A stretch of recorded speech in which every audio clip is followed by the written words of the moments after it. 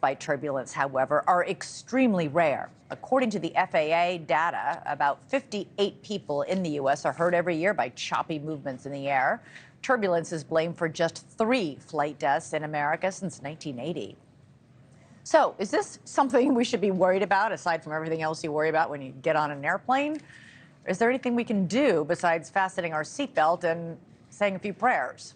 Joining us now is Captain Laura Einsetler, a commercial airline pilot with more than 30 years flying experience. I always love talking to the airline pilots because they always make me feel a little bit better. I'm a bad flyer. Listen, passengers say there was no warning. Literally, the seatbelt sign came on, and about a few seconds later, the plane plunged downward. Does this sound like clear air turbulence to you? We would have to look at all of the different aspects of the weather at that time. But as airlines and pilots and dispatch and weather experts, we do everything possible to always route around areas of known turbulence. Occasionally, you'll have things like clear air turbulence or maybe convective activity that might be a little higher than we're planning for.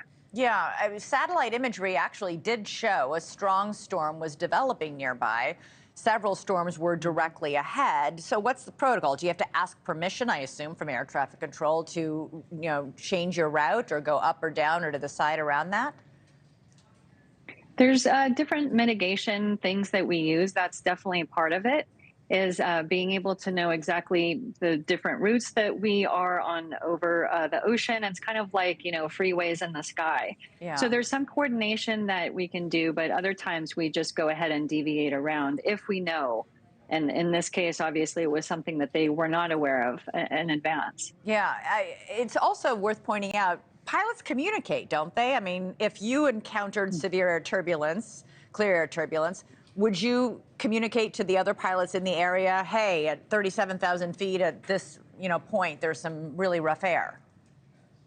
Absolutely. The benefit of the great technologies that we have nowadays, we've saved hundreds of thousands of people from any sort of turbulence injuries because of the technology that we have that shows us exactly different air pockets and different air currents and temperature variations, pressure variations, and things of that nature. We're seeing some pictures of this Boeing 777.